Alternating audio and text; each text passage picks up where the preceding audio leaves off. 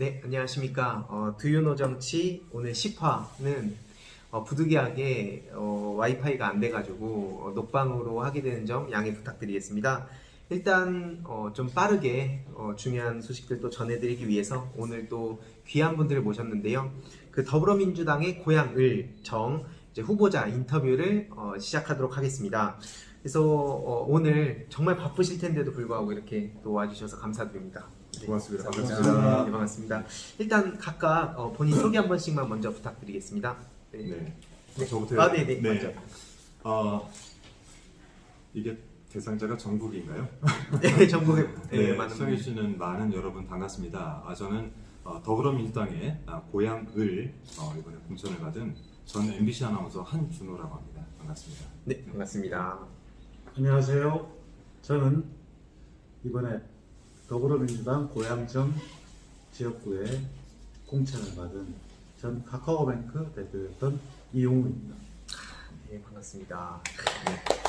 네, 이렇게 어떻게 보면 쉽지 않은 결정을 다들 하신 것 같은데 고향을로 나오신 이제 한준호 후보님하고 고향정으로 나오신 그 이용우 후보님하고 그 각 지역으로 출마하시게 된 그런 이유, 뭐 그런 계기 이럴 게 있을지, 그리고 또 어떤 공약 같은 게 좀 간단하게 먼저 좀 말씀 부탁드려도 될까요? 네, 뭐 저 같은 경우는 이제 그 당의 그 언론사 출신의 입당 인사로 들어오면서 만약 정치를 하게 된다면 제가 가장 사랑하는 지역인 고양시에서 시작을 해야 된다는 생각을 의견 피력을 한 부분도 있고요.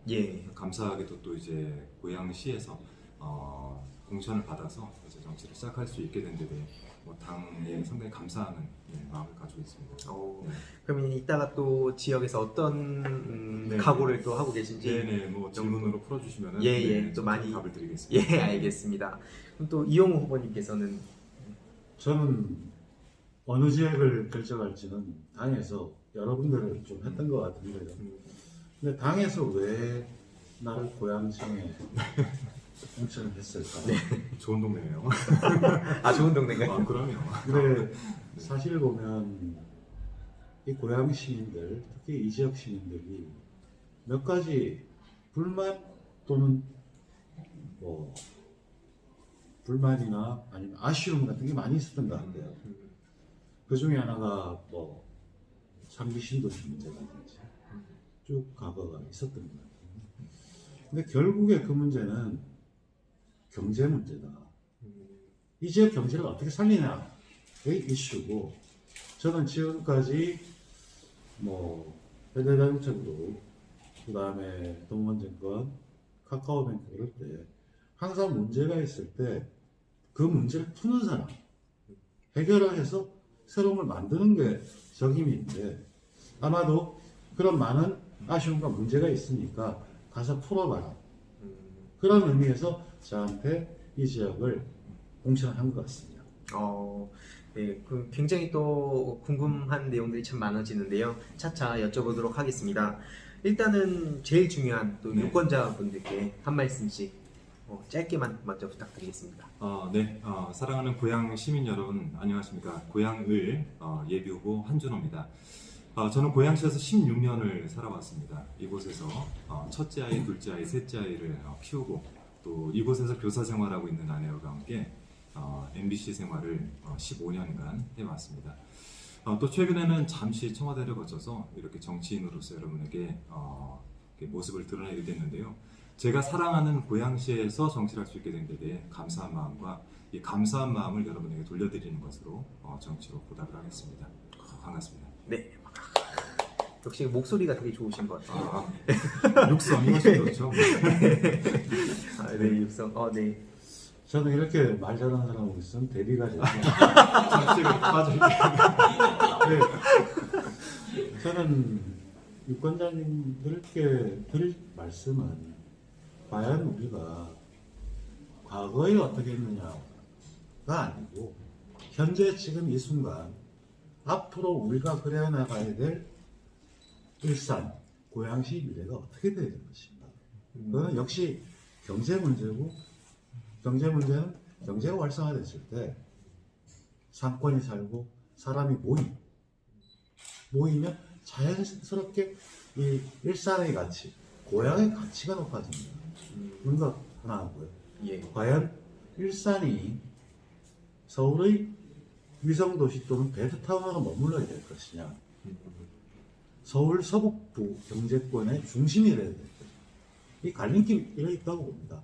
그 갈림길을 저는 일산의 중심이 되는 도시로 나아가기 위한 걸 그려내는, 그리고 그걸 실천하는 그런 정치인이 되고 싶습니다. 말씀 되게 잘하시는데. 아까 막 부럽다고 소리. 네. 네. 아무튼 되게 일단은 고향 시민분들이 뿐만 아니라 저는 전국에 계신 분들이 이걸 아마 보실 텐데 네. 굉장히 벌써부터 이렇게 빨려들지 않았나 생각을 합니다. 일단 그러면 지금부터는 한 분씩 조금 네. 더 다 다른 길을 걸어오셨기 때문에 좀 따로따로 제가 질문을 좀 먼저 드리겠습니다. 일단은 저희 한준호 네. 후보님께 먼저 드리겠습니다. 네, 고향을 한준호 후보님께 보니까 15년간 아나운서 경험 그리고 아나운서뿐만 아니라 되게 다양한 직업을 가지셨던 걸로 알고 있어요. 네. 네, 그래서 그게 뭐 청 생활에 혹시 어떤 도움이 되셨는지 좀 여쭤봐도 될까요? 뭐 그것을 청와대 생활과 엮을 수도 있고 또 이제 정치 앞으로 하는 정치에도 또 이제 엮을 수 있는데 저는 방송사에서 15년 그리고 이제 현재 이제 한국거래소라고 하는 예전 코스닥 증권시장에서 4년 네. 그리고 데이콤 시스템 테크놀로지라고 하는 데이콤의 자회사에서 이제 프로그래머로 1년 정도 네. 총 이제 한 20여 년 정도 그 직장 생활했죠. 그러니까 직업인으로서 20년을 지내면서 제가 그 다양한 경험을 쌓고 예. 이 경험을 통해서 아까 이용우 후보님께서도 말씀하셨는데 정치인이란 문제를 해결하는 거라고 봅니다. 그러니까 민생 현안들을 어떠한 방식으로 해결할 것이냐. 근데 이 민생 해결을 하는 데 있어서 자기의 경험만큼 예. 좋은 솔루션이 없다고 생각을 하고요. 예. 저는 그만큼 이제 다양하고 좋은 솔루션을 제 스스로 좀 갖추고 있다라고 약간의 자랑을 좀. 자랑 많이 하셔도 됩니다. 예. 실제로 저도 그런 게 있어요. 정치인들이 본인이 어떤 거를 했다고 얘기를 하면 막 자랑하는 이런 식으로 얘기를 하는데 네. 사실 그렇게 안 하면 또 안 알아주거든요. 제가 봤을 때. 네, 근데 요즘 또 네. 이렇게 겸손하지 않으면 또 그쵸. 또 네, 그걸로 싫어하시니까. 제가 많이 이렇게 어필하겠습니다. 네. 아무튼 조금만 더 질문을 드리면 아까 네. 청와대 근무도 하셨다고 네. 앞에 말씀하셨는데 그게 좀 어떤 정치를 하게 된데 좀 어떤 결심을 하게 된 계기가 있나요? 사실은 청와대 경험이 정치를 하게 된 큰 계기는 아니었고요. 제가 이제 정치라는 것을 생각했던 그 첫 번째 시발점이라고 하는 시기는 예. 2009년도 이명박 정부가 막 들어서던 시기. 예. 그때 미디어 선진화법이라는 것이 발표가 되고 지금 이제 여러 종편들이 생겨나게 된 계기가 됐죠. 그때 네. 제가 그 문화방송 언론노조 문화방송지부의 본부에 예. 집행부를 맡으면서 처음 국회 앞에서 마이크를 잡고 미디어법 반대 시위를 벌였습니다. 그 시기에 해보니까 저희 이제 방송쟁이들 현직에 있는 사람들이 할 수 있는 저항의 예. 어떤 강도라든지 정해져 있더라고요. 그래서 그때부터 정치가 언론을 얼마나 바꿔놓을 수 있는지를 지난 한 10년간 저희가 지켜봐 왔고 예. 또 문재인 정부의 100대 과제 안에도 첫 번째 항목이 공중파의 거버넌스 구조에 대한 내용들이 나오거든요. 네. 그러니까 이런 부분들에 대한 약간의 사명감들 그리고 제게는 이제 큰 과제 같은 것들이 좀 주어졌던 거죠. 그것들이 청와대에 가서 보니 정치로서 일정 부분 예. 서포트를 할 수 있겠다는 생각이 명확하게 들었습니다. 앞으로 또 어떤 식으로 또 서포트를 하실지는 더 차차 여쭤보는 걸로 하고 잠시 또 이제 고향청의 이용우 후보님께 좀 잠깐 여쭤보겠습니다. 또 보니까 많은 분들이 카카오뱅크 대표로 보통 알고 계신데 금융계 경력 말고도 국회 보좌관 경험이 또 있으셨다고 알고 있습니다. 그래서 이번에 21대 국회에서 의원으로 당선이 되신다면 가장 추진하고 싶은 법안 1호가 어떤 건지 좀 여쭤봐도 될까요? 제가 입당을 할 때 정치를 왜 하냐는 질문에 대해서 우리나라가 상당히 위기에 빠져 있다. 그건 대외적으로는 글로벌 경쟁이고 예. 대내적으로는 성장 동력을 확충해야 되는 그런 과제가 있습니다. 근데 그 과정에서 가장 중요한 것이 규제 시스템을 어떻게 바꿔야 되느냐. 그러면서 네거티브 시스템으로 규제 전환을 해야 된다. 예. 제도는 뒤에 따라오는 거고 새로운 아이디어가 계속적으로 나오는데 예. 옛날의 잣대를 가지고 이게 맞나 틀리냐 이러는 순간 한 걸음도 앞으로 나가지 못하는 건 안타까움이 있었습니다. 그럼 근데 규제 시스템을 바꾸는 것은 결코 간단한 일은 아닙니다. 우리나라 형사소송법부터 예. 여러 가지 법률이 다 걸쳐 있습니다.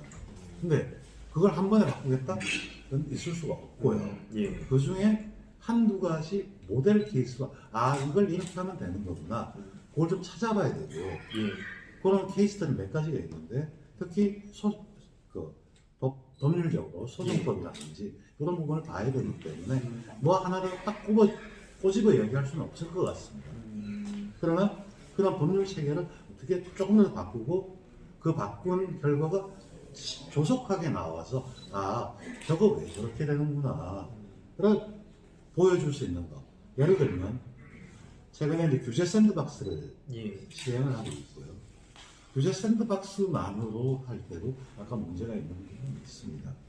근데 최근에 이제 국정과제 속에 규제 프리존을 지정을 하겠다 했을 때 프리존에 들어갈 수 있는 지역과 어떤 영역 이런 부분에 대해서 좀 실행할 수 있는 것들을 한번 만들어 보고 싶습니다. 그렇기 때문에 그거 자체가 법률 하나가 아니고 몇 가지 법률이 같이 맞물려 있는 이런 거라고 보고 있습니다.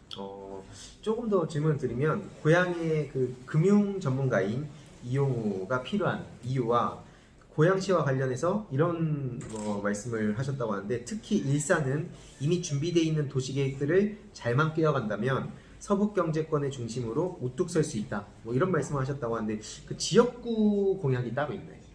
당연히 있겠죠. 그렇죠. 당연히 있겠죠. 그 예. 지역구 공약이 없이 예. 제가 20년 전에 바로 일산청에서 네. 한 1년 정도 산 경험이 있습니다. 그때 계획이 많이 있었어요. 근데 그 계획들이 굉장히 긴 계획들이에요. 예. 어떤 지구설하고 지역. 근데 지금까지도 그런 것들이 일부는 진행이 완료가 됐고 일부는 진행 중입니다. 네. 근데 참 보면 너무 급하게 다른 말로 하면 보여주기 식으로 예. 진행을 했다. 그러니까 하드웨어나 인프라는 참 잘 갖춰진 부분이 있는데 예. 그게 잘 엮여지지는 않았어요.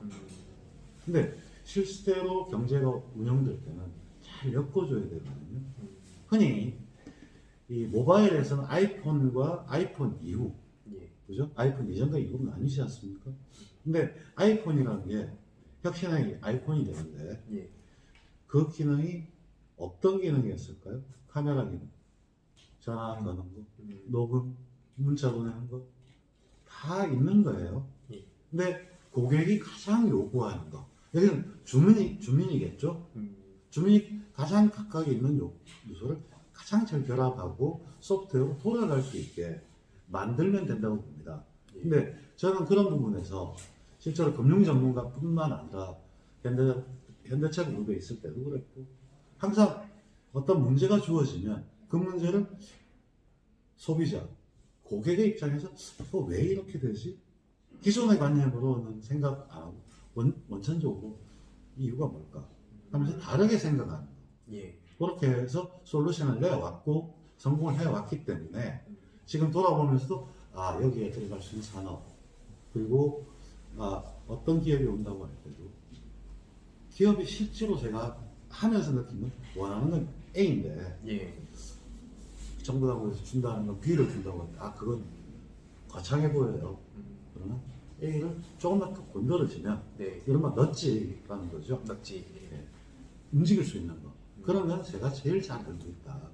그런 부분에서 기업들이 여기에 들어와서 할 수 있는 부분은 잘 유치를 하고 작동할 수 있게 하기 때문에 가능하다. 그리고 그렇게 된다면, 그 엮인다면 일산은 그 어떤 도시보다 보배 같은 도시가 될 거다. 이렇게 보고 있습니다. 고배 같은 도시. 실제 이제 그 이용우 대표님, 이제 후보님의 이 지역구 내에 많이 발표가 되진 않았지만, 물론 발표가 되지만 잘 알려지지 않은 여러 준비된 그 산업들이 많이 있어요. 그래서 아마 음. 굉장히 잘 엮어가 될 거라고 저는 어, 믿고 있습니다. 근데 이게 이제 고향장만의 문제가 아니고요. 네, 가불명장 4개의 지역 자체가 네, 어떤 권역으로 어떻게 엮여야 되느냐 이런 문제이기 때문에 이 문제는 그냥 저 혼자의 문제가 아니고 저희 당 전체 네. 그리고 고양시 전체의 모양을 어떻게 갖춰가는 아, 문제이기 그럼요. 때문에 네, 그래서 이제 고향 벨트라고 저희가 흔히 이제 표현을 많이 예, 하죠. 고향 벨트. 음. 되게 지금 훈훈한데요, 뭔가. 네. 그러면 한준호 분님께 좀 네. 다시 여쭤보면 좀 비슷한 질문이 될 수 있어요. 뭐 네. 관심 분야에 대한 질문인데 네. 그 지역이나 그 도시 재생에 네. 관심이 많으신 걸로 알고 있어요. 네.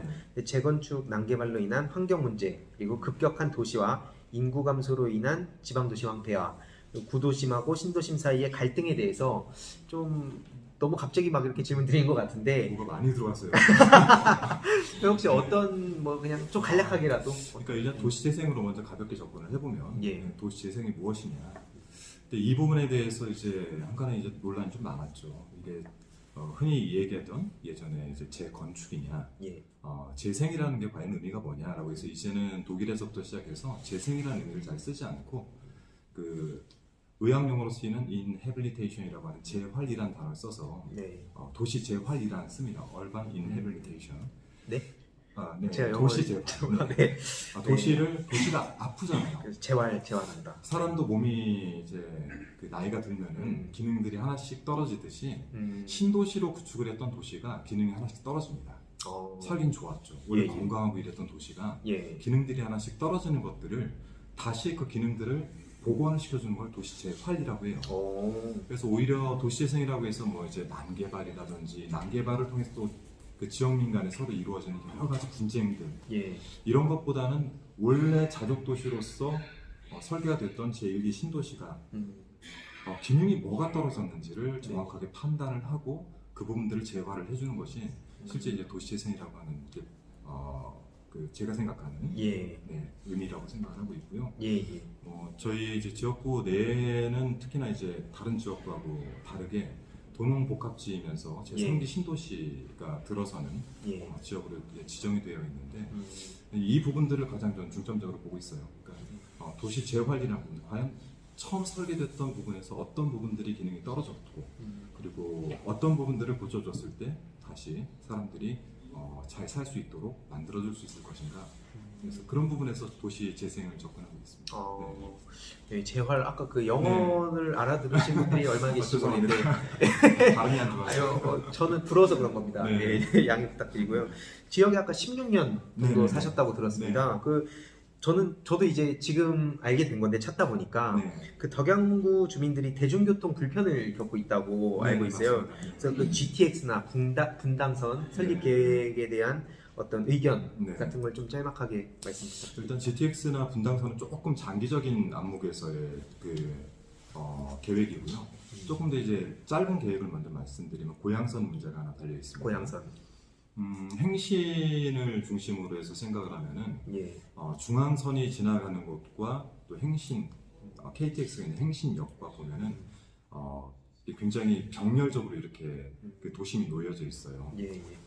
그러다 보니 예전에 고양선을 설계할 때 그 행신 중앙역이 아니라 예. 이게 좀 역지역구 쪽으로 가까이 가 있다 보니 그렇지 않아도 교통이 불편한 이 지역 주민분들이 이제 굉장히 하소연을 많이 하시는 거죠. 제가 막상 들어가서 보니 예. 전체 4개 지역구 중에서 인구수도 저희가 제일 적어요. 그러니까 고양 갑이라는 곳이 한 29만, 예. 그리고 고양 을이 저희가 한 20만, 예. 나머지가 뭐 이제 한 27만, 25만 이런데 지금 이제 신도시가 3만 8천 세대가 이제 들어섰는데 예. 세대수로 보니 한 10만 정도가 되는 거죠. 그러면은 그 예타 조사를 다시 해서 과연 사람들이 얼마나 많이 움직일 수 있는가를 다시 조사를 해서 보면은 네. 행신역에 있는 행신중앙역 예. 그 유치가 저희 지역 주민들에게 가장 큰 과제이기도 하고요. 그 음. 다음에 이제 뭐 분당선을 유치한다든지 네. 아니면 저희가 또 인천권과도 가까운데 사실 저기로 갈 수 있는 지하철 노선이 없어요. 한참 돌아가야 되죠. 네. 그런 문제들을 하나씩 해결해 나가야 되죠. 제가 그 덕양구 주민분들 네. 아닌 분들이 나갈까봐 네. 좀 전반적인 내용들을 네, 한번 네. 여쭤보겠습니다. 네. 너무 제가 깊이 들어가면 또 네, 괜히 제가 죄송합니다. 예. 몰입을 하게 돼가지고. 예, 아니요. 근데 저는 좋은데 네. 이게 또 혹시라도 네. 좀 더 큰 포부들이 또 있을 수 있으니까 네. 예, 이것저것 많이 여쭤보겠습니다. 네. 예, 좀 다시 잠깐 네. 또 이용호 후보님께 여쭤보겠습니다. 정말 지겹도록 들으셨을 것 같은데 이 민주당 출마하시면서 그 카카오뱅크 스톡 옵션 그 52만 주 포기하신 거 지금 몇 번째 들으시나요? 근데 그거 저도 항상 들어가고요. 저도 물어보고 싶었습니다. 아니 근데 항상 이렇게 그러니까 사람들이 물어봐도 계속 그 되게 미련을 갖고 있는 것 같아요. 사람들이 미련을 가지고 있는 것 같아요. 예. 근데 그건 어쨌든 누구나 다 그렇죠. 혹시 그 미련을 이렇게 후회해보거나 이런 적 없으세요? 그걸 뭐 후회할 걸 왜 하나요? 그냥 시간을 돌린다는데. 저는 그 부분은 처음 부여받을 때부터 제가 집사람하고 했던 이야기가 네. 이건 우리 거에 아닐 거다. 음, 사회로 돌려줘야 될 음, 거라고 생각을 했었고요. 그렇기 때문에 사실 집사람이 속으로 안 아팠겠습니까? 아프죠. 네. 근데 처음에는 그러다가 좀 있다가 그냥 흔쾌히 받아들여줬고 근데 그게 보면 이게 좀 자랑 같지만 네. 제 아내가 그런 부분에서 제가 어떻게 살아왔는지 그냥 봐왔기 때문에 저 사람은 저런 거 저렇게 하는 거구나. 뭐 미련 없는. 자랑보다는 약간 포기하신 것 같아요. 이건 그냥 질문 드리는 건데 만약에 한준 어머니 네네. 어떠셨을 것 같으세요? 52만 주. 제 평생 가져볼 수 없는 돈이기 때문에 상상을 해본 적은 없지만 예. 갈등했겠죠. 갈등했겠죠. 네. 저 사실 이렇게 또 정말 쉽지 않은 선택이었을 텐데 네. 어떻게 보면은 그 기업하고 당과의 어떤 소통 창구 역할을 하시겠다든지 뭐 어떤 포부가 있었을 것 같아요. 그만큼 큰 결심이 또 필요했을 텐데. 그 이야기는 좀 논리적으로 말이 안 되는 것 같아요. 정치인이 기업인과 기업과 소통 창구가 된다. 그건 저는 있을 수 없는 일이라고 봐요. 기업은 기업의 목적이 있는 것이고 정치는 정치의 목적이 있어요.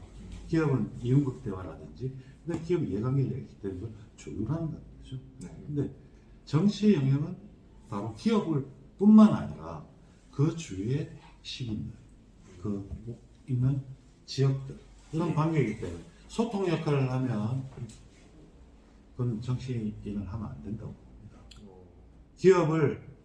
기업의 목표와 정치의 목표, 사회 목표는 다릅니다.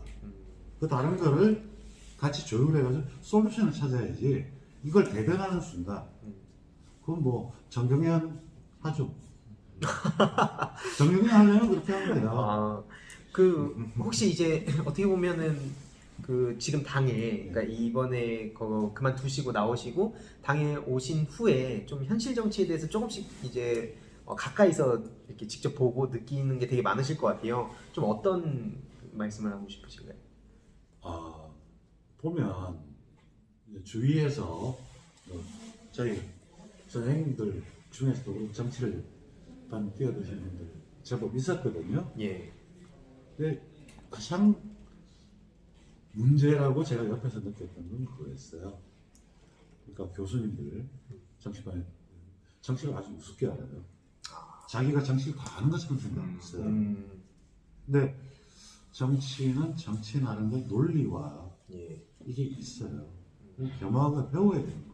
예. 저는 기업에 있었기 때문에 모르는 부분이 있어요. 내가 이거 정치는 이런 거다가 아니고 정치권 내의 나름의 논리, 그 다음에 이해관계도 예. 기업의 창을 뛰어넘는 사회적인 것들이 같이 있기 때문에 그걸 같이 봐서 솔루션을 찾아야 하기 때문에 이런 건 선배 정치인들이나 기존 정치가 어떻게 했었나 이런 것들 같이 배워 나가야지 이제 정치를 시작하는 사람이 정치에 대해서 얘기하는 건 아닌 것 같다. 그리고 현실 정치는 현실 정치는 나름대로 논리를 가지고 있기 때문에 그걸 충실히 따르면서 제가 실현하고 싶은 가치를 어떻게 거기에 녹일 건가 그게 제 고민인 겁니다. 그럼 똑같은 질문을 한준 후보님께도 드려보고 싶습니다. 네. 좀 어떠셨어요? 좀 생각하던 거랑 비슷하신가요? 실은 저도 이제 정치라는 질문을 받으면은 예. 그렇게 얘기해요. 15년 다닌 방송사 그런데 15년 다니고도 방송을 잘 모르겠는데 정치 이제 뛰어들거나 정치를 함부로 얘기할 수 없는데 이제 정치를 이제 일반적으로 아카데믹하게는 이렇게 정의가 되어 있어요. 사회적 이소가치의 권위적인 배분이다. 근데 그래서 이제 좋은 권위자를 뽑고 좋은 배분 방식을 취하기 위해서 당을 선택하고 이런 방식들을 취하는데 예. 정치를 저는 이제 이게 배분의 방식이 아니라 이제 서비스로 접근할 시점이 되지 않았나라고 생각을 하고 뭐 예를 들어 뭐 미국 같은 경우는 이미 1864년도에 현실 정치로 뛰어들었잖아요. 뭐 그랬듯이 한국 사회도 이제 대의민주주의이긴 하지만 그럼에도 불구하고 국민들의 참여가 이 정도로 늘어난 상태에서는 정치를 조금 더 서비스로 접근해 보는 것이 어떨까라는 생각과 그리고 배분이 아닌 정말 서비스 정치를 이제는 좀 해야 될 때가 되지 않았나 생각합니다. 그럼 그게 이제 지금 상대방 후보와의 어떤 차별성이 좀 되겠네요. 저 처음 들어봤어요. 배분이라는 거는 정해놓고 정하고 그리고 이제 배분하는 방식까지 정해서 내리는 거지만 예. 서비스라는 거는 기본적으로 청취해서 오는 거거든요. 그렇게 해서 정책을 만들고 다시 그걸 서비스하는 방식이기 때문에 사실은 방향이 다르죠. 방향이 다르죠. 서비스 되게 좋은 막 지금 아마 댓글 막 남기시고 계신 분들이 막 올렸어요. 예, 막 되게 그 공감 막 이렇게 와닿는다. 그러니까 뭔가 되게 참신하다는 얘기를 되게 많이 하실 것 같아요. 그 혹시 좀 지역에 대한 얘기 조금만 더 잠깐 하나만 더 여쭤보면 어쨌든 그 지역 주민들은 지역 경제에 대해서 또 되게 민감하게 생각하는 분들이 많으시잖아요. 그렇죠. 좀 그거에 대한 어떤 구상이 있다면 좀 간략하게 말씀드리겠습니다. 사실 이제 고양시 전체를 놓고 보면 고양시에서 대표적으로 나올 수 있는 단어 하나가 소외감이에요. 소외감. 소외감. 왜냐하면 같은 일기 신도시가 만들어졌음에도 불구하고 왜 저쪽은 저렇게 발전을 하고 있는데 우리는 왜 정체되고 오히려 더 후퇴하는가에 대한 소외감 하나. 두 번째는 교통에 대한 소외감이 또 있을 수 있죠. 저희 덕양을 같은 경우에는 고양시 내에서 약간 손으로 이렇게 떠받치고 있는 구조이거든요. 위쪽으로는 은평, 그리고 옆으로는 수색에서 바로 접근할 수 있는 지역인데 그럼에도 불구하고 접근을 하려고 하면 접근성이 용이하지가 않습니다. 제2자유로는 달리다가 수색에서 갑자기 쑥 내려가서 끊기죠. 자유로는 달리려고만 하면은 뭐 한 15분만 달리면 이미 주차장이 돼버리죠. 뭐 이런 여러 가지 문제점들. 대중교통 역시 접근성이 굉장히 어렵습니다. 그래서 이런 부분들을 다 감안했을 때 고양 시민들이 가지고 있는 것은 한 단어로 소외감이다. 경제를 일반적으로 심리로 접근하는 것과 똑같이 이런 소외감에 대한 심리적 접근들이 먼저 좀 필요하고 이 부분들을 어떻게 풀어낼 것인가가 저희 과제인 것 같아요. 심리학 전공하셨어요? 수학 전공. 죄송합니다. 제가 조금 체험을 해보면 일기 신도시 의 경우에 분당이나 일산이나 비슷한 배경에서 출발을 했죠.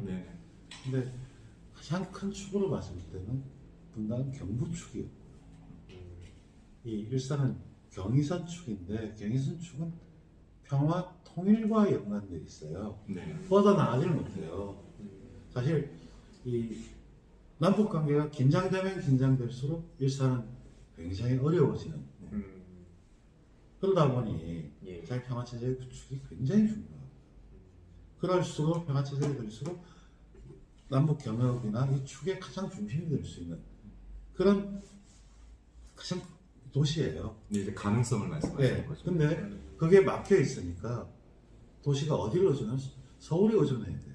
그러니까 모든 걸 서울에 의존하다 보니까 자유로가 막힐 수밖에 없는 거예요.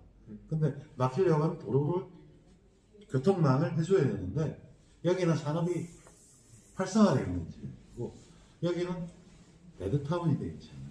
제가 산업을 유치하겠다, 기업을 유치하는 게 적임이라고 생각하는 것들이 바로 그런 땅들이 실제로 제 지역에 가장 많이 있어요.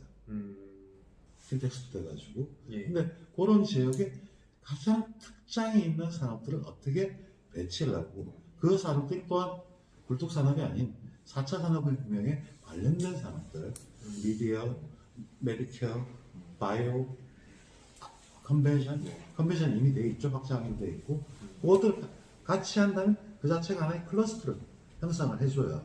근데 예를 들어 보면 미국 샌프란시스코와 실리콘밸리를 보면 샌프란시스코 금융중심지지만 거기에 벤처들 안 가요. 그 주변 도시에 모여가지고 하나의 클러스터를 형성함으로써 이 자체 내에서 다 돌아가면 네.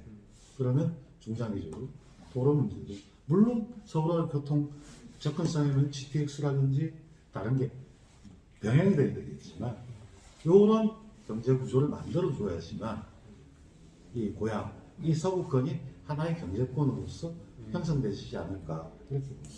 요만큼만 반론을 하면은 예. 이용우 후보님 지역보다 저희 지역이 사업하기는 더 좋습니다. 아, 이게 경쟁이야, 나. 저희가 딴 것도 많습니다. 기업 유치하기에는 고향이 훨씬 좋습니다. 아, 네. 갑자기 아까 이럴 무슨 때는 경쟁할 수밖에 없어요. 아, 네. 기업 유치해야 되는데요.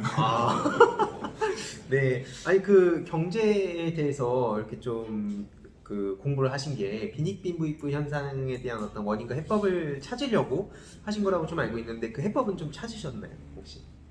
해법을 찾았으면 제가 이 자리에 있겠습니다. 근데 사실은 기존 경제학 체계에서는 그 문제에 대해서 큰 답을 못했고요.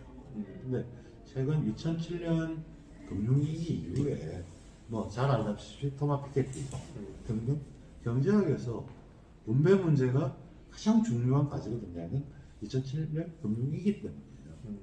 그냥 기존의 경제학 체계로서는 답이 안 나온다.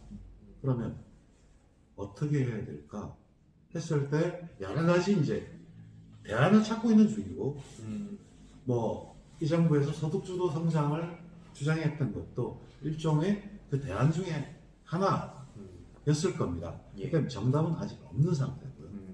뭐 피케티 같은 친구는 자본이득세를 매기자, 뭐 등등 많아요. 자본이득세를 매기자. 근데 그렇게 기존 관념 저게 될까? 하지만 열어놓고 각국이 다 실험을 하고 있거든요. 예. 최근에 뭐 미국 선거에서도 기본소득 같은 이야기가 나오는 이유도 같은 맥락이라고 보입니다. 이게 정답이 없는 상태 속에 각국이 그 나라가 처한 현실에 맞춰서 예. 지금 답을 찾아 나가고 하는 과정이고 그 과정으로 가야 되는 어차피 가야 되는데 그렇다고 옛날로 돌아갈 수는 없어요. 그래서 제가 뭐 예를 들면 그렇게 왜 민주당을 선택을 했냐 했을 때 저는 그렇게 옛날로 돌아가는 건 할 수가 없다.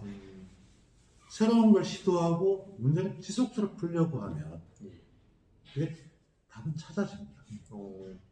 저는 그런 신념을 가지고 예. 접근합니다. 혹시 그럼 왜 민주당을 왜 선택하셨는지 여쭤봐도 될까요? 뭐 진보나 이제 그 보수의 논리에 대한 부분들은 좀 충분히 다들 이제 제가 이쪽 당을 선택한 데 대해서 이해도가 있으실 거라고 생각을 하고, 예. 다만 이제 그렇게 되면 이제 왜 진보이면서 또 민주당인가? 집권 여당으로서 일단 민생 현안을 해결할 수 있는 힘을 가지고 있기 때문에 실은 자기의 정치를 이제 현실화시키고 구사를 하는 데 있어서 집권 여당의 힘은 제가 볼 때는 충분한 매력이 있다고 보고요. 또 하나 제 이제 가치관 자체가 진보에 있기 때문에 그리고 저희가 처음 이제 정치를 접하고 느끼고 그리고 또 하나는 감동을 받으면서 느꼈던 정치의 그 한 면들이 구성이 된 것들이 김대중 전 대통령님, 노무현 전 대통령님들의 그런 어떤 국민을 대하는 태도에서 시작이 됐다고. 문재인 대통령 언급 안 하신. 지금 당연히 없고. 제가 문재인 왜냐면- 대통령님을 존경하기 때문에 청문회를 했었습니다. 왜냐면 이게 또 혹시라도 네. 미리 또 이렇게 방지하기 위해서 네. 제가. 그래서 이제 보통 이제 평가는 지나간 분들에 대한 평가가 이루어지기 때문에 저는 이 민주당의 그 태생부터 시작해서 쭉 지나온 과정들을 보면은 예. 이 민주당을 구성했던 여러 선배님들의 그 정치를 대하는 태도, 국민을 대하는 태도 자체가 굉장히 저에게는 좀 귀감이 되지 않았나라는 생각을 하고 있습니다. 그래서 저는 이제 민주당입니다. 감동을 받았다는. 그렇죠. 게 정치는 감동이 네. 좀 있어요. 지금 감동 받으셨어요. 저는 민주당과 함께하면서 감동을 많이 받았죠. 그러니까 이제 뭐 저는 이제 그 제가 투표를 할 때도 역시 마찬가지로 그런 감동된 부분들에 대해서 이제 선거권 행사했으니까. 네. 혹시 후보님도 감동 받은 적 있으세요? 저는 항상 네. 지금 평생 투표권을 가진 이후 다른 데는 생각해 본 적이 없어요. 저는 또 싸우게 됩니다. 네. 저는 그쪽 별로 생각을 못 해요. 예, 아니 그러면 예, 좀 다른 하나 질문 드리고 싶은 게 그 서울대 경제학과 그 장하준 교수님하고 동기라고 알고 있습니다. 만남 주로 무슨 얘기하세요? 요즘이요 아니면 난리 나요. 요즘 여기 요즘은 활동하시고 좀 다른 얘기 하시나요? 요즘은 연구에 오래 있기 때문에 오면 네. 자기 하고 있는 연구나 우리 그 같이 진단하면서 이야기를 하고요. 대학교 1학년 때 이제 같은 반을 만났고 이 분배 문제나 이런 게 같이 관심이 많았어요. 그런 친구 한 7명이 스터디를 계속해가지고 뭐 대학원 마칠 때까지 지금까지도 주기적으로 봐요. 보는 이유가 이 문제에 어떻게 접근을 해야 될까. 그때는 같이 책도 많이 읽었고 그래서 하준이 같은 경우에는 아마 영국에 유학을 갔던 이유가 그런 배경이 있는 거예요. 그 주류 경제학이 아닌 뭔가 대안을 찾는 그런 부분을 네. 했었고요. 저는 뭐 그래서 유학을 안 가고 또 국내에서 공부를 했고요.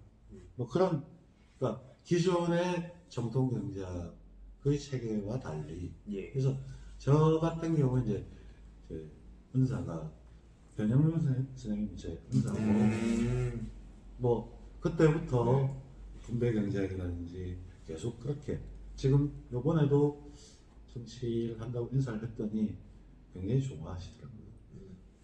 94살이신데요. 네? 94살이신데요. 아. 제가 그 정도 되셨죠? 근데 그 확인되는 거예요?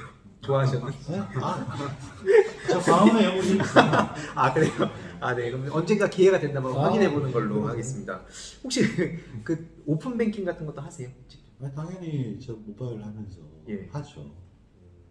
근데 이런 게 참 보면 오픈뱅킹을 할 때도 보면 은행에 앱 들어가서 다른 은행 거 그냥 쓰잖아요. 네. 쓰려고 하면 접속을 연결을 해줘야 돼요. 근데 옛날에는 이 은행에 들어오는 고객을 딴 데 못 가게 강제로 막아요. 강제로 막는다는 건 페널티를 좀 주고 네. 이쪽을 자기 거 자꾸 쓴 우대를 준다고요. 음. 근데 이제 그러면 안 돼요. 가병의 경우에 한번 보시면 써보면 다른 은행에서 하는 거에 대해서 차별을 안 해요. 제가 이제 예를 들면 가병의 주주 중에 한투가 있었잖아요. 한투 어느 쪽에 왜 우리한테 우대를 안 해줘요? 물었어요. 그걸 우대하면 그 순간 가병은 고객한테 벌을 맞는다. 똑같이 대접을 해줘야지만 되는 거거든요. 그러니까 오픈뱅킹도 그런 그러니까 오픈하고 연결해주고 거기서 끝나고 네. 그러면 고객이 알아서 선택할 거다. 근데 가뱅의 경우는 한 가지 더 예를 들어보면 가뱅은 주거래 은행을 되려고 네. 해본 적이 없어요. 그러니까 월급 이체를 하거나 뭘 하면 혜택을 준 적이 없어요. 현재까지. 앞으로 생길지 모르겠어요. 네. 제가 나왔으니까.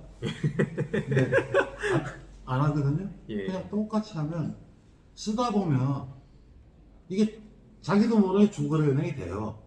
그러니까 주거래 은행을 되라고 막 하는 것보다 자연스럽게 자기 경험 속으로 그래서 주거래 은행이 되게 만드는 그게 더 중요한 거고요. 오픈뱅킹이나 모바일 이런 최근에 나타난 플랫폼 비즈니스 가장 중요한 게 그거예요. 내 계열사나 내 친구 우대하지 않고 동일하게 해놓고 그냥 선택의 장을 우리는 만들어줬다. 그리고 잘하고 못하고는 여기 들어오는 사람들의 능력이지 우리는 더 이상 관여하지 않는 그런 게 이제 모바일 비즈니스의 특성이에요. 좀 어떻게? 좀 어렵죠? 플랫폼 비즈니스 기본이 연결, 네. 연결이란. 연결하고 사려하지 않는. 네. 네. 혹시 이해 안 가시는 분들도 막 다들 끄덕끄덕 하고 계실 것 같아요. 오늘 아니 근데 일단은 또 조금 있다가 더 자세히 여쭤보겠고 조금 이제 좀 쉬운 질문들 좀 드려볼게요. 네, 네, 좀 되게 아내분께서 현재 교사로 알고 있는데 네, 맞나요? 맞습니다. 예. 네. 근데 이 출마를 하시게 됐을 때 네. 좀 어떻게 흔쾌히 동의하셨나요? 이렇게 얘기하더라고요. 아내 중에 사자 돌리는 아내들 남편들이 사고를 많이 치는데 당신은 항상 사고 친다고. 근데 정치를 하려는 남편을 말지 않은 아내는 저는 거의 없다고 생각을 합니다. 정치라는 영역으로 들어감으로 인해 가지고 네. 의도치 않게 오픈되어야 되는 자기 사생활부터 시작을 해서 여러 가지 것들이 제약도 많고 예. 그래서 물론 이제 반대를 좀 심하게 했었죠. 반대를 심하게 했는데 그러면 이용호 군도 마찬가지실 텐데 하고자 하는 길을 갈 때 반대는 할지 몰라도 그거를 꺾지 않을 거라는 생각을 이미 가지고 있기 때문에 사실은 그 부분에 있어서는 어째 동의를 하고 가는 분들이 있죠. 할 거예요? 네. 그럼 돌려서 말하면 어차피 내가 할 텐데 뭐 어떻게 막을 거야 이거. 그런다고 또 아 하는 그렇죠. 건데, 네. 이게 또 근데 본인 의견이 좀 명확하게 필요는 하되 예. 말릴 수 없다는 것도 알고 있더라고요. 혹시 뭐 설득한 방법이 있으신가요 두 분 다? 뭐 집을 나간다든지 뭐. 저는 특별한 건 없었던 것 같아요. 네. 아 그냥 시간이 지나면서 자연스럽게 네네. 이해해 주시고. 몇 번 같이 술을 마시다 보면 술김에 한 번씩 허락할 때도 있고 그래서 아 그러니까 지금 얘기했어. 그래서 녹음해놓고만. 그럴 필요는 없는데 사실은 시간이에요. 네. 생각을 해보면 저 사람은 왜 저 이야기를 하고 있을까? 같이 생활을 많이 했기 때문에 네. 공감하는 부분이 있거든요. 그게 가장 중요한. 갑작스럽게 던지긴 하지만 예. 결과를 끌어내는 게 약간 시간을 좀 더해서요. 이런 방향에 대해서 물어보기도 하고 하니까. 그러면 진짜 그냥 순수하게 질문 드린 건데 네. 만약에 막 시간이 한 4년 걸리면 어떻게 해요? 나가야 되는데 그럼 포기해야죠. 4년 정도 말릴 정도 포기해야죠. 부모님도 마찬가지죠. 계속 막 말리면. 그건 어쩔 수 없는 일 아닌가요? 4년 말릴 정도는 해서는 안 그건, 되는데. 그거는 네. 본인이 아내나 누구한테 그만큼 신뢰를 못 줬다는 얘기기 때문에 본인 잘못이죠. 어떻게 보면 또 그만큼 두 분께서는 또 이런 자신이 또 있으셨던 것 같습니다. 그만큼 서로 간의 신뢰관계도 또 있기 때문에 이렇게 말씀하시는 것 같고 어떻게 보면 다시 또 후보님께 하나 또 질문 드리고 싶습니다. 되게 별거 아닌 질문일 수도 있는데 그 핸드폰이 그 삼성 그 폴더 그 최근에 나온 거 쓰시는 것 같아요. 근데 그 평소에도 이런 기계에도 관심 많으세요? 솔직히 말씀드리면 별로 관심은 그렇게 많지는 않았어요. 저는 퍼스트 무버는 아니에요. 항상 조금 앞에 하는 걸 보고 그다음에 빨리 캐치업을 하는 이런 스타일인데 카뱅을 하면서부터는 그렇죠. 나오는 거는 무조건 새 거를 해서 테스트를 해봐야 돼요. 아 그럼 다음 새 거 나오면 저 좀 주실 수 있어요? 어떻게 생각하시는 겁니까? 요번에 이제 그 위반이 되고 그럴 것 같아요. 아 그러네요. 사전 약정도 좀 그러네요. 그럼 또 현실적인 문제는 또.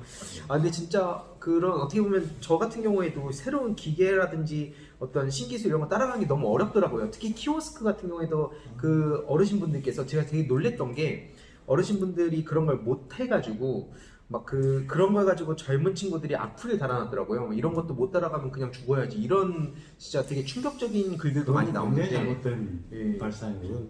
사실은 이래요. 나이가 들면 들수록 이걸 이제 탭을 눌러서 어떻게 되면 이게 잘못되면 어떠냐면 겁이 많아져요. 근데 어린애들한테 핸드폰 한번 갖다 줘보세요. 30분에 써요. 그러니까 기존 고정관념을 버린 거예요. 어른들은 이거 기계 잡으면 고장나면 내가 책임져야 되는 이런 게 있는 거고요. 애들은 그게 없어요. 그래서 모바일의 화면을 구성할 때 가장 중요한 게 그런 걸 설명이 없이 직관적으로 딱 이거 이거구나 하고 설계를 해야 돼요. 근데 사실 기존 아까 업체들은 그런 걸 잘 몰라요. 그런 젊은 감각을. 근데 그것도 해봐. 해서 나가야 돼요. 그러니까 야 이거 하지 마가 아니고 해봐. 그러면 알아서 해요.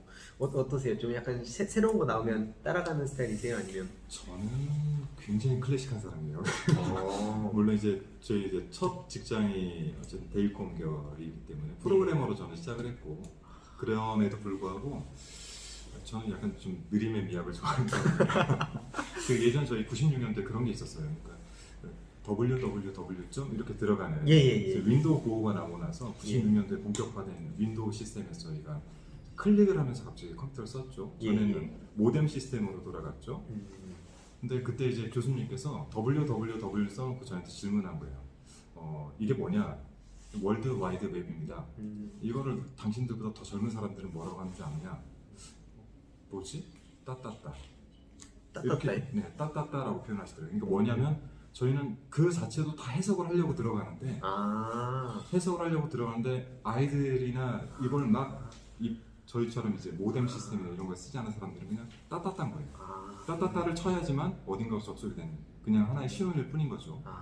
그래서 이런 사고를 전환하는 데는 이거는 이제 너무 많은 지식들은 오히려 조금 더 방해가 되지 않나 그렇게 생각이 들고 그냥 직관적으로 받아들여야 되는데 조금 나이가 들다 보니까 그냥 직관적으로 받아들이기가 좀 어려워지는 것 같습니다. 근데 진짜 그런 차이라든지 이게 어떻게 보면 네. 수학적으로 접근하게 되는 건지 이런 차이도 좀 있겠네요, 진짜. 네, 그럼요.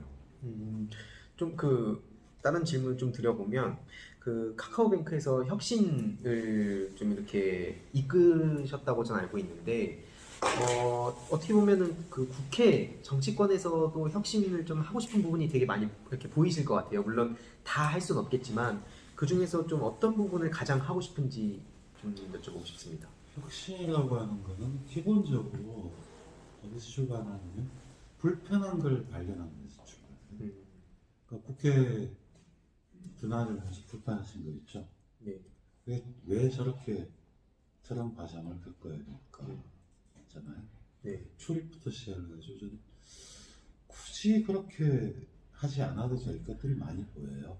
근데 특히 뭐 요즘 영상 시스템이라는 게 있을 때 제일 중요한 건 뭐 인증 체계만 자체를 갖춰주면 다양하게 할 수 있는 부분도 있고 지금 이거의 경우도 이런 촬영도 복잡한 기기가 아니라도 그 사람이 누군지는 명확하게 특정할 수만 있다면 의견 교환하는 게 굉장히 좋아요. 그리고 실제로 혁신은 또한 아까부터 연결해서 나오고요. 불편함을 어떻게 해결할 거예요.인데 그럼 도처에 널려 있어요. 제 느낌에는 단지 이걸 꼭 이렇게 해야 되나? 근데 그거는 그러면서 그게 되려면 뭐가 필요하냐면 들어야 돼요.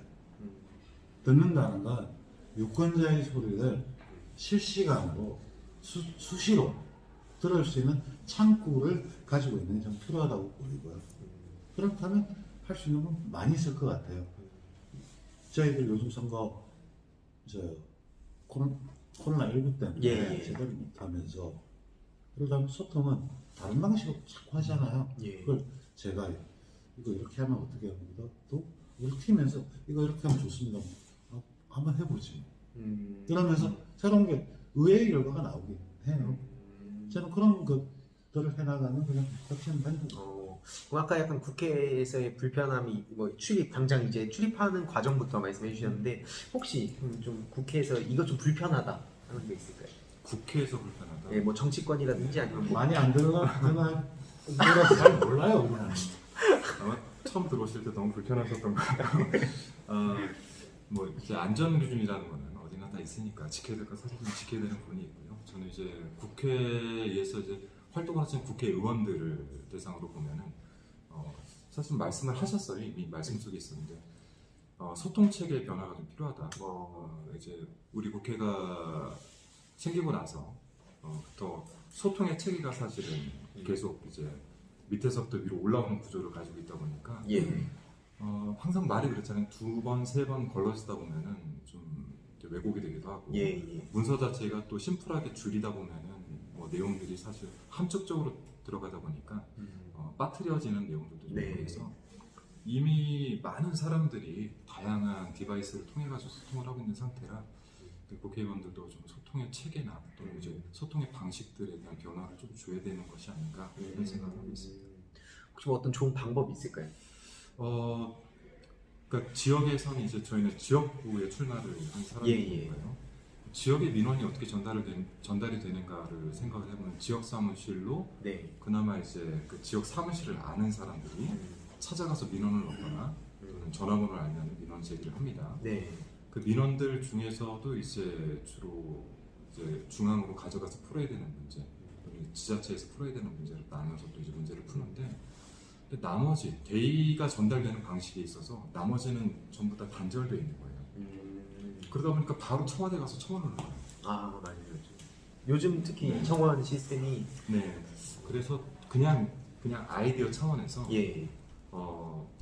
그 소통 창구로 뭐 우편함을 사용할 수도 있고요, 앱을 사용할 수도 있고 일반 그 지역 구민들이 편하게 청와대 청원하듯이 네, 지역 국회의원들에게 민원을 제기할 수 있는 시스템. 물론 이제 그 보좌진들 분들이 뭐 일이 많아져가지고 싫어하실 내용이긴 한데 그럼에도 불구하고 카테고리를 잘만 정리할 수 있다라고 예. 한다면은 그런 민원들을 조금 잘 받아서 정말 제가 이야기 그 정치를 서비스할 수 있는 방식으로 좀 갈 수 있지 않을까 하는 생각을 좀 하고는 있습니다. 이걸 보시는 보좌진분들이 막 정색하고 계신 거 아니에요? 제가 이미 저희 같은 팀원분들에게는 여러 차례 네. 이야기를 해서 아. 그거 네. 저희부터 해보겠습니다. 좋습니다. 그 이용호 후보님은 혹시 어떻게 이런 뭐라 해야 될까요? 소통 창구라든지 이런 거에 대한 어떤 문제점 이런 거 좀 느끼시나요? 소통 도구는 참 많아요. 카톡도 있고.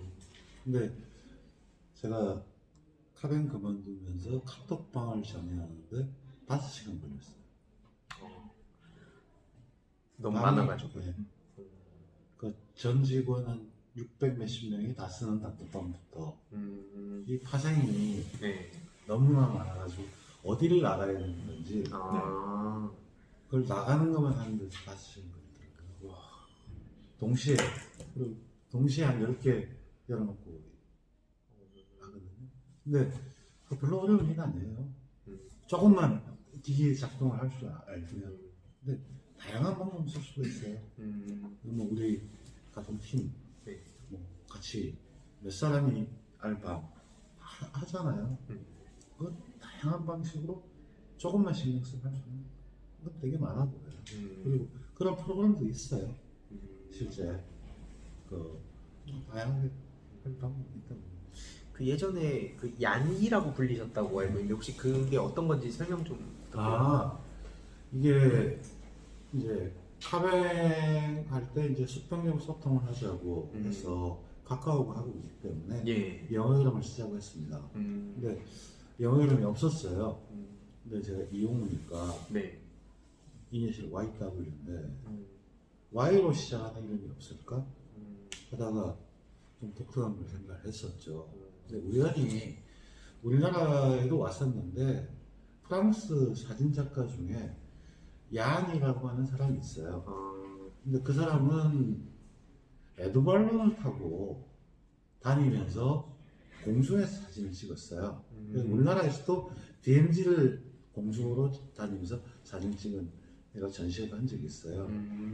근데 뭐 중국에서도 찍었고 모로코 같은데 면화바 네. 서울에서 찍고 북극에 남극에 이제 빙하가 녹을 때 뭐 곰이 있는 거 무너지는 걸 공중에서 찍은 게 있어요. 그거 보니까 똑같은 우리 한 후보 같은 경우도 이렇게 보면 이렇게 보이잖아요. 공중은 완전히 달라요. 그러니까 은행을 전혀 다른 시각에서 한번 해석을 해보세요. 공중에서 시각을 바꿔서 포인트를 바꿔가지고 그래서 얀으로 이름을 지었습니다. 국회에 오실 때도 얀으로 하시면 안 돼요. 좋죠? 이렇게 새로운 내가 국회 새로운 시각으로. 저는 그거를 전혀 그러니까 일부 우리 팀에서는 그렇게 하기도 해요.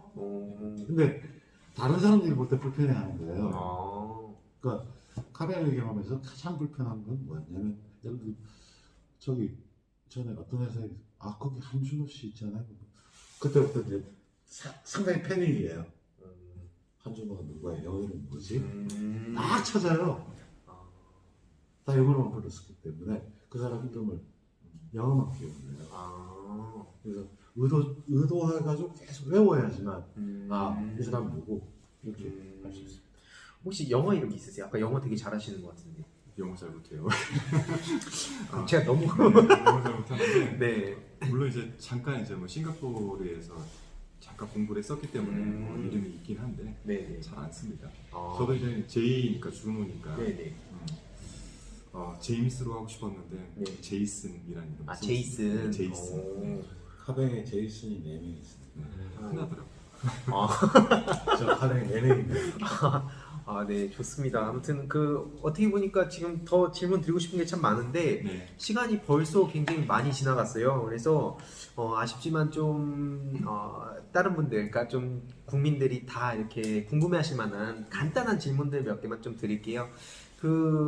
이제 현재 그 어떻게 보면은 정부 그리고 여당의 이제 국회의원 이제 후보로서 계신데 좀 진짜 내가 국회의원이 되면 이 꼭 법안 입법이 아니더라도 내가 진짜 이거 하나만큼은 했다. 그러니까 되게 심플하게. 그러니까 사실 특히 요즘 젊은 친구들 같은 경우에는 제가 주위에 왜 정치에 관심이 없는가 엄청 관심을 갖고 보는데 너무 어렵다는 거예요, 일단. 그리고 뭐 정치 혐오라든지 무관심 이런 것도 있는데 너무 어렵고 그리고 아까 그 소통 창구 쫙 이렇게 다 말씀하셨던 거에 공감했던 이유가 그 언어 같은 것도 정치권에서 흔히 쓰는 언어 그리고 일반 친구들이 쓰는 언어랑 이게 다른 거예요. 네. 그러니까 점점 더 멀어지고 그러니까 관심이 끊겨가는데 맨날 싸우는 것 같고 근데 사실 그 배경을 보면 또 이해가 가잖아요.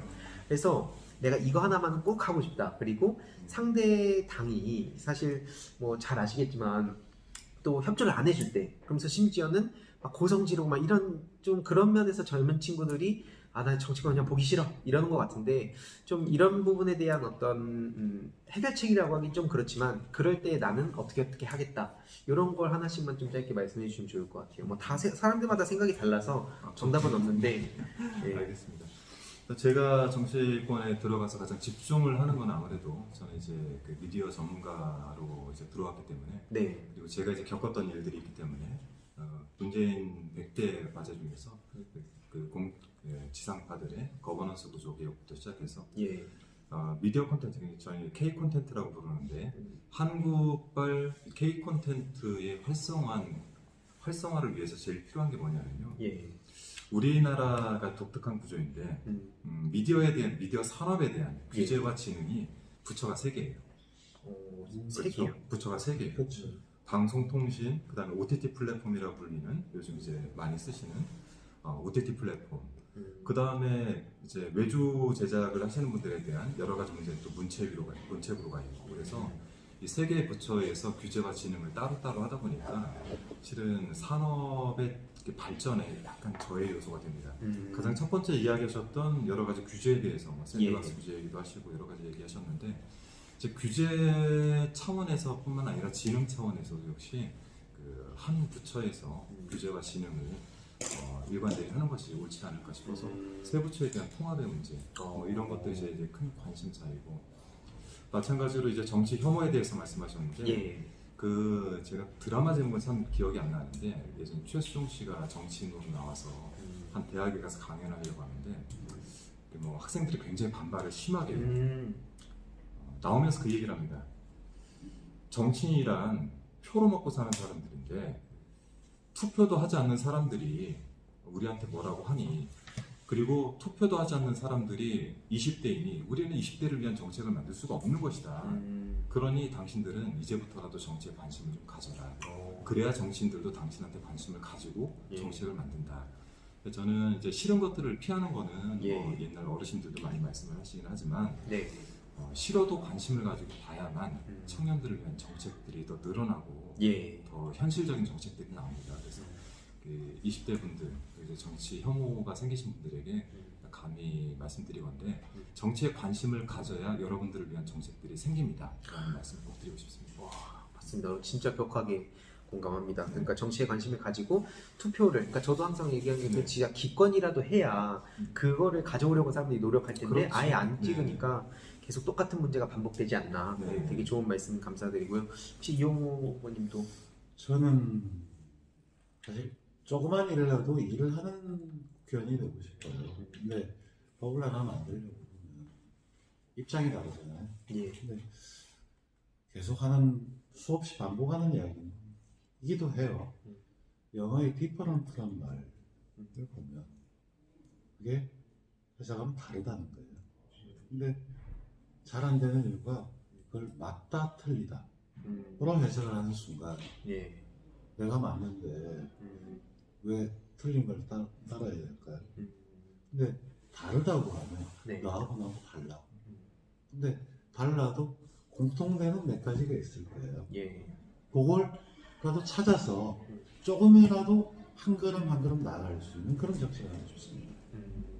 전 그러면 뭐 관심들 왜냐하면 여야가 입장이 다른 거예요. 그렇지만 그 사람들도 따로 만나보면 나쁜 사람이 아니에요. 그러니까 생각이 다른데 그 다른 걸 공통분모를 찾아서 하나씩 해나가면 우리 사회는 좀 더 좋아지지 않을까? 근데 그걸 틀렸다 맞다. 저는 그러면 싫어요. 상대가 계속 틀렸다 그러면 어떻게? 뭐 제가 계속 듣고 저기 최근에 공익 광고 중에 가장 많이 광고가 있는데 대한민국 듣기 평가더라고요. 아, 듣기 평가. 네. 어, 그 광고 있습니다. 오. 한번 지난달인가 TV 광고와 네. 라디오에서 예. 많이 나왔는데 어, 그거 한번 쭉 보시면 어. 많이 공감이 가실 겁니다. 감사합니다. 지금 이걸 보고 계신 분들도 한 번씩 검색해 보시면 될 것 같고요. 이제는 진짜 네. 마쳐야 될 것 같습니다. 어떻게 보면은 정말 아쉬워하시는 분들이 많으실 텐데 다음엔 아예 스튜디오를 한번 모셔서 네. 이런 일이 없도록 한 분 한 분씩 따로 또 모셔가지고 더 많은 얘기를 들어보겠습니다. 저한테 기회가 왔으면 좋겠네요. 와주시기만 한다면 언제든지. 혹시 그래도 또 뭐 지역구 주민들도 중요하지만 어쨌든 또 민주당을 응원하고 네, 네. 또 이제 두 후보님을 응원하는 분들한테도 좀 전하고 싶은 말씀이 있을 것 같아요. 네. 그래서 좀 두 분께서 좀 마무리 멘트 편하게. 그리고 두 분 혹시 유튜브는 안 하시나요? 저는 안 합니다. 네. 앞으로도 안 하실 분. 실은 이제 공천을 받고 나서 준비를 할 만한 시간이 그렇게 많지가 않고 그래서 음, 현실적인 이제 홍보 방식을 저는 좀 택하고 있고요. 좋습니다. 그러면은 그게 어떤 건지는 나중에 또 공유해 주시면 저도 많이 알리겠습니다. 저도 비슷한 상황입니다. 혹시 그냥 하기 싫으신 거 아니에요? 아니요. 하려면 이거 되게 포장하신 거 아니에요? 하려면 하고 싶었어요. 하려면 네. 상당히 준비가 음, 돼야 되고 포맷부터 했어야 돼요. 근데 갑자기 네. 이제 시간이 짧은 상태 속에서 이걸 하려는데 이제 가성비 따진 거죠. 가성비 따진 거죠, 솔직히. 지금은 어떤 게 효과적인가? 가장 효과적이고 쉽게 접근하는 거기 때문에 아직은 좀 예. 뭐 다른 사람들이 또 제 걸 해가지고 쓰기는 하죠. 근데 그걸 제가 어떻게 하기는 아직은 아닌 것 같아요.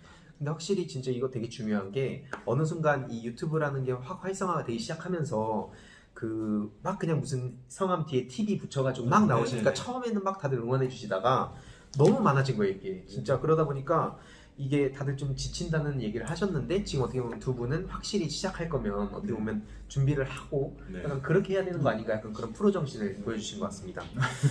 포장 잘했나요? 해석을 그렇게.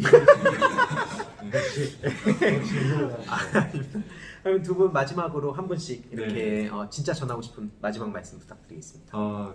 국민 여러분들께 제가 꼭 드리고 싶은 말씀은 여러분의 관심이 정책을 만들고 그리고 여러분의 그 표가 결국 대한민국을 이끌어가는 큰 힘이 됩니다.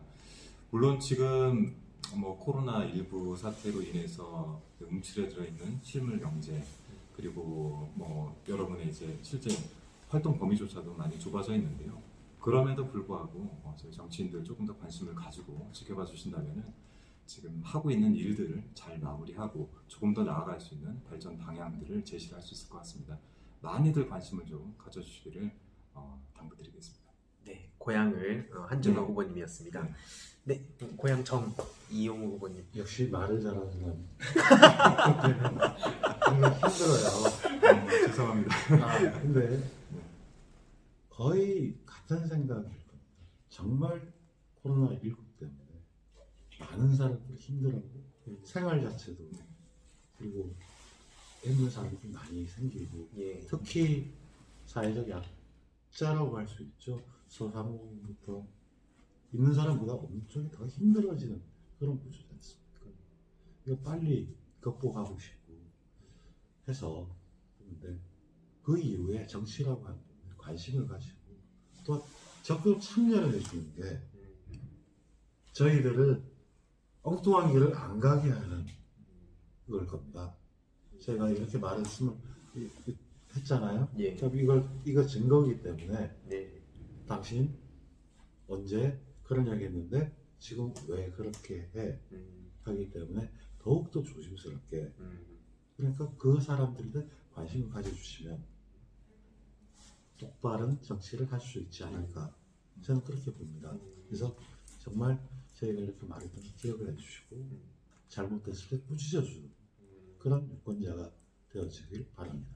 어떻게 보면 가장 강력한 감시 이 체계가 투표인 것 같아요. 그래서 잘못했다면 또 이렇게 기권을 하든지 아니면 다른 타 후보를 찍든지 하겠죠. 그래서 어쨌든 이걸 보신 모든 분들이 또 주위에도 또 아까 잘 말씀해 주셨는데 투표로 어떻게 보면은 심판을 하던가 아니면 응원을 하던가 할 수 있는 그런 총선이 또 됐으면 좋겠습니다. 아무튼 오늘도 또 정말 이렇게 바쁘신데도 시간 내주신 고양을 고양정 두 후보님께 감사드리고요. 여기서 저희는 인사드리도록 하겠습니다.